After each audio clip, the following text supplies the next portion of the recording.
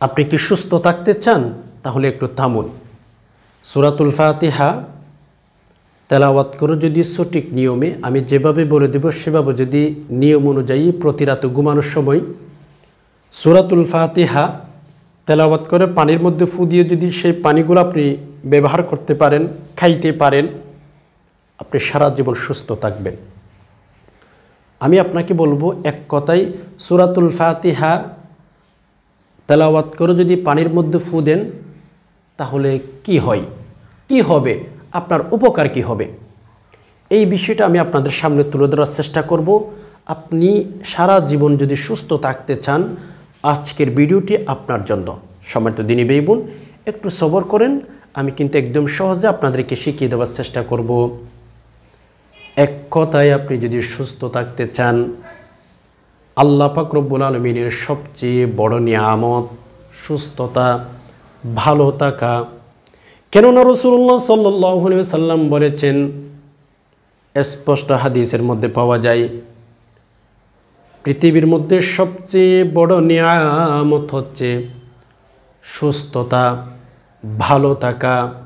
আল্লাহ পাক রব্বুল আলামিন যেই বান্দাকে অসুস্থতার মধ্যে ফেলে দিয়েছেন, ওই বান্দার কাছে যান, জিজ্ঞেস করে দেখেন সুস্থতা কত বড় একটা নিয়ামত। মূসা আলাইহিস সালাতু ওয়াস সালাম, অনেক লম্বা ঘটনা আমি সংক্ষিপ্তভাবে আপনাদেরকে বলছি।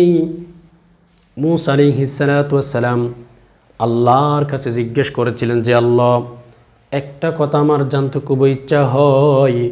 আল্লাহ গো, কিছুক্ষণের জন্য যদি আপনি আল্লাহ যদি মূসা হয়ে যেতেন, আমি মূসা যদি আল্লাহ হয়ে যাইতাম, বিষয়টা কেমন? আল্লাহকে জিজ্ঞেস করলেন যে, হে আল্লাহ, আপনি আল্লাহ, আপনি যদি মূসা হয়ে যাইতেন, আমি মূসা যদি আল্লাহ হয়ে যাইতাম, আল্লাহ গো, তাহলে আপনি আমার কাছে কি দোয়া করতেন? সুস্থতা কত বড় নিয়ামত। আল্লাহ পাক রব্বুল আলামিন মূসা আলাইহিস সালাতু ওয়াস সালামকে বলেছিলেন, হে মূসা, তুমি যেটা বলছো এটা কখনো সম্ভব নয়। মূসা বললেন যে, হে আল্লাহ, আমি জানি, তবে আল্লাহ, আমার জানতে ইচ্ছা হয়, যদি কিছুক্ষণের জন্য আমি ধরে রাখি যে আমি মূসা আল্লাহ হয়ে গেলাম, আপনি আল্লাহ মূসা হয়ে গেলেন, মালিক হতে পারবেন না এটা জানি। মূসা কখনো আল্লাহ হবে না, আল্লাহ কখনো মূসা হবে না। মালিক, আমি কিন্তু একটুর জন্য জানার চেষ্টা করতেছি। আল্লাহ, আপনার কাছে আমার জানার ইচ্ছা হয়, তখন আপনি আমার কাছে কি চাইতেন, একটু কি বলবেন? আল্লাহ গো, আমি মূসা যদি আল্লাহ হয়ে যাই, আপনি আল্লাহ যদি মূসা হয়ে যান, আল্লাহ গো, হতে পারবেন না এটা জানি, তবে আল্লাহ, আমার জানতে খুবই ইচ্ছা হয়, আপনি তখন আমার কাছে কোন জিনিসের জন্য দোয়া করতেন, আমার কাছে কোন জিনিস চাইতেন?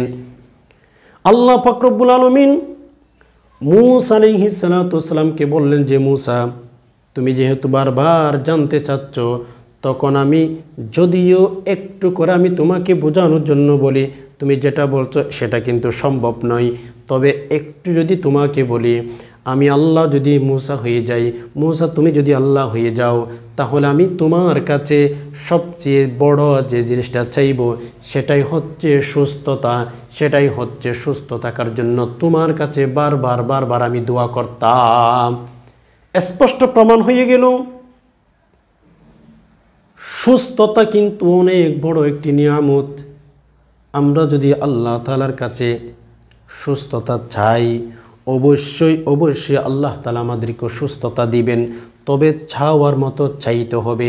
আল্লাহর কাছে যদি চাওয়ার মতো চাইতে পারি, আল্লাহ বান্দাদেরকে কখনো ফিরিয়ে দেন না। হাদিসের কিতাবের ভেতরে এসেছে, একজন সুস্থ ব্যক্তি আল্লাহ পাক রব্বুল আলামিনের কাছে অসুস্থ ব্যক্তির চেয়ে কিন্তু গুরুত্ব, বা অসুস্থ ব্যক্তির চেয়ে সুস্থ ব্যক্তিকে আল্লাহ পাক রব্বুল আলামিন মহাব্বত করেন, ভালোবাসেন। আপনি যদি জিজ্ঞেস করেন, হুজুর কেন? আমি বলবো, আল্লাহ পাক রব্বুল আলামিন একজন অসুস্থ ব্যক্তির চেয়ে সুস্থ ব্যক্তিকে কেন পছন্দ করেন, ভালোবাসেন? কারণও আছে। একজন সুস্থ ব্যক্তি আল্লাহর কাছে যেভাবে ইবাদত বন্দেগী করে দেখাইতে পারবেন, আল্লাহর কাছে বলতে পারবেন যে, হে আল্লাহ, আমি কিন্তু ফজর নামাজের সময় উঠে গেলাম, ফজর নামাজ আদায় করার জন্য আমি কিন্তু মসজিদে এসে গেলাম, আল্লাহ আমি কিন্তু 5 ওয়াক্ত নামাজ মসজিদে এসে আদায় করছি, এই কথা কিন্তু একজন সুস্থ ব্যক্তি আল্লাহর কাছে বলে বলে বলে বলে দোয়া করতে পারবে, মুনাজাত করতে পারবে, প্রার্থনা করতে পারবে। আমি যদি বলি এর বিপরীতে একজন অসুস্থ ব্যক্তি কখনো এই কাজ করতে পারবে না। আল্লাহ পাক রব্বুল আলামিনকে বলতে পারবেন না যে আল্লাহ গো আমি কিন্তু মসজিদে এসে গেলাম, আল্লাহ আপনি আমাকে কবুল করুন, কেননা ওই ব্যক্তি অসুস্থতার মধ্যে আছে, খাইতে পারে না, হাঁটতে পারে না, চলতে পারে না, কথা বলতে পারে না, সে দুর্বল হয়ে গেছে।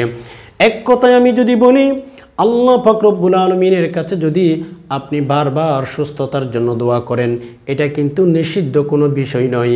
আল্লাহ পাকের কাছে যত বেশি চাইবেন আল্লাহ পাক তত বেশি আপনাকে দিতে বাধ্য হয়ে যাবেন, যত বেশি চাইবেন।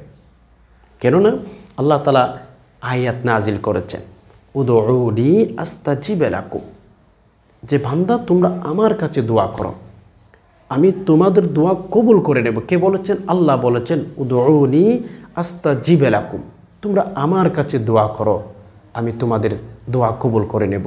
তো আমরা যদি সুস্থতার জন্য আল্লাহ তাআলার কাছে বেশি বেশি চাইতে পারি, ইনশাআল্লাহ আমার বিশ্বাস আল্লাহ আমাদেরকে সুস্থতার মধ্যেই রাখবেন। তো যাই হোক, সম্মানিত দিনী ভাই বোন, আমি এতক্ষণ পর্যন্ত আপনাদের সাথে একটু কথা শেয়ার করলাম সুস্থতা কত বড় নিয়ামত। আল্লাহ পাক রব্বুল আলামিনের তরফ থেকে আমরা যদি সুস্থতা নিতে পারি তাহলে আমরা আর কোনো সুস্থতার মধ্যে পড়ব না। তো এজন্য আমরা অবশ্যই চেষ্টা করব সবসময় যেন সুস্থ থাকতে পারি, আর সেই সুস্থতা কেবলমাত্র শুধুমাত্র আল্লাহর কাছে আমরা চাইব। আমি আপনাকে বলছি না যে আপনি ডক্টরের কাছে যাবেন না, আপনি চিকিৎসা করবেন না, এটা আমি আপনাকে বলছি না। চিকিৎসা করা, বিভিন্ন ওষুধ সেবন করা, এটা রাসূলুল্লাহ সাল্লাল্লাহু আলাইহি সাল্লামের সুন্নাহ। নবীজি সাল্লাল্লাহু আলাইহি সাল্লাম চিকিৎসা করতেন। যেমন আমি যদি একটা হাদিসের কথা আপনাদেরকে বলি, নবী আলাইহিস সালাতু ওয়াস সালামকে একসময় একটা পোকা এসে দংশন করেছেন, কামড় দিয়েছেন, আঘাত করেছেন একটা আঙ্গুলে।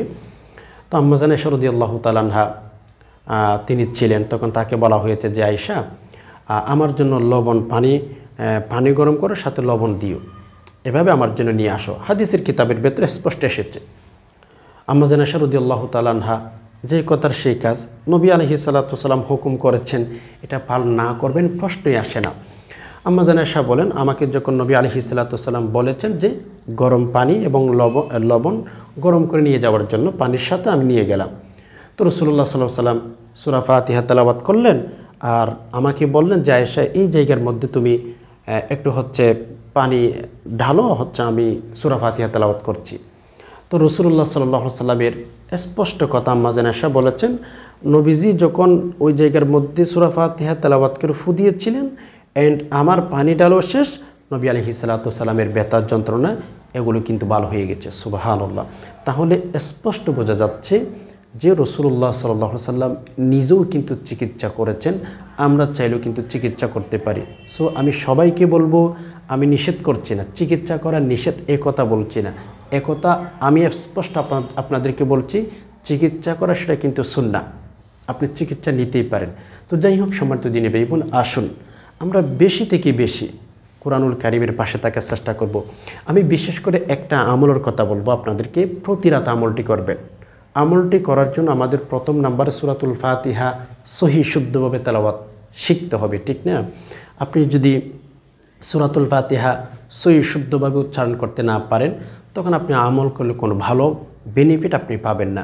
এর জন্য আমার সাথে সাথে সূরাতুল ফাতিহা 2 একবার উচ্চারণ করুন, ইনশাআল্লাহ শিখে নিতে পারবেন। যেমন আমি যদি 2 একবার উচ্চারণ করি, আপনারা আমার সাথে সাথে রিপিট করুন, বিসমিল্লাহির রহমানির রহিম, আলহামদুলিল্লাহি রাব্বিল আলামিন, আর রহমানির রহিম, মালিকি ইয়াউমিদ্দিন, ইয়্যাকা না'বুদু ওয়া ইয়্যাকা নাস্তাঈন, ইহদিনাস সিরাতাল মুস্তাকিম, সিরাতাল লাযীনা আন'আমতা আলাইহিম গায়রিল মাগদুবি আলাইহিম ওয়ালাদ-দাল্লিন।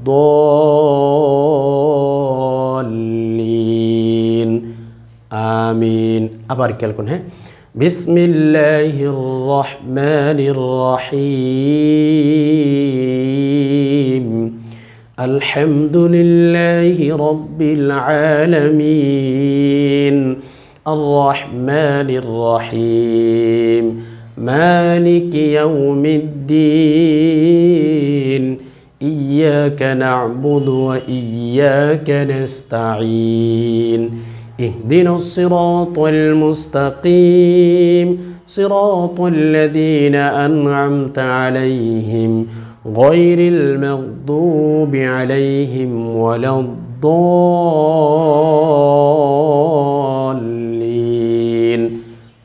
আমিন। এভাবে সহি শুদ্ধভাবে আপনি সূরাতুল ফাতিহা শিখে ফেলবেন। আসুন আমরা মেইন আলোচনার দিকে চলে যাই। সূরাতুল ফাতিহার অপর নাম হচ্ছে সূরাতুশ শিফা, মানে যে কোনো রোগের চিকিৎসার জন্য আপনি সূরা ফাতিহার আমল করতে পারেন, এটাকে বলা হয়েছে সূরাতুশ শিফা। ওকে, এবার আসুন কিভাবে আপনি আমল করবেন। এশার নামাজের পরে কিবলামুখী বসা থাকা অবস্থায় 3 বার ইস্তিগফার, আস্তাগফিরুল্লাহাল্লাযী লা ইলাহা ইল্লা হুয়াল হাইয়ুল কাইয়্যুম ওয়া আতুবু ইলাইহি, আস্তাগফিরুল্লাহাল্লাযী লা ইলাহা ইল্লা হুয়াল হাইয়ুল কাইয়্যুম ওয়া আতুবু ইলাইহি, আস্তাগফিরুল্লাহাল্লাযী লা ইলাহা ইল্লা হুয়াল হাইয়ুল কাইয়্যুম ওয়া আতুবু ইলাইহি। 3 বার ইস্তিগফার, এরপরে 3 বার দুরূদ শরীফ, আল্লাহুম্মা সাল্লি আলা মুহাম্মাদ সাল্লাল্লাহু আলাইহি ওয়াসাল্লাম, আল্লাহুম্মা সাল্লি আলা মুহাম্মাদ সাল্লাল্লাহু আলাইহি ওয়াসাল্লাম, আল্লাহুম্মা সাল্লি আলা মুহাম্মাদ সাল্লাল্লাহু আলাইহি ওয়াসাল্লাম, আল্লাহুম্মা সাল্লি আলা মুহাম্মাদ সাল্লাল্লাহু আলাইহি ওয়াসাল্লাম। 3 বার ইস্তিগফার, 3 বার দুরূদ শরীফ পাঠ করবেন। আপনাকে বলবো অবশ্যই ওযু সহ আমলটি করবেন। 3 বার ইস্তিগফার, 3 বার দুরূদ শরীফ যখন আপনার পাঠ করা শেষ হয়ে যাবে, আপনি অবশ্যই এইরকম 1 গ্লাস পানি রাখবেন আপনার পাশে। ওকে, আপনি এক গ্লাস পানি রাখবেন। পানি যখন আপনার হাতে রাখবেন, 3 বার ইস্তিগফার, 3 বার দুরূদ শরীফ পাঠ করে পানির মধ্যে এভাবে ফু দিবেন, 3টি ফু দিবেন। এরপরে সূরাতুল ফাতিহা 7 বার তেলাওয়াত করবেন। আমি যেভাবে বলে দিতেছি ওইভাবে। বিসমিল্লাহির রহমানির রহিম, আলহামদুলিল্লাহি রাব্বিল আলামিন, আর রহমানির রহিম। যেভাবে বিসমিল্লাহির রহমানির রহিম, আলহামদুলিল্লাহি রাব্বিল আলামিন।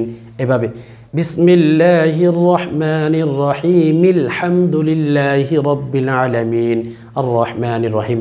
এভাবে আমি যেভাবে বিসমিল্লাহর সাথে সূরা ফাতিহা মিলিয়ে পড়ছি ওইভাবে তেলাওয়াত 7 বার করবেন।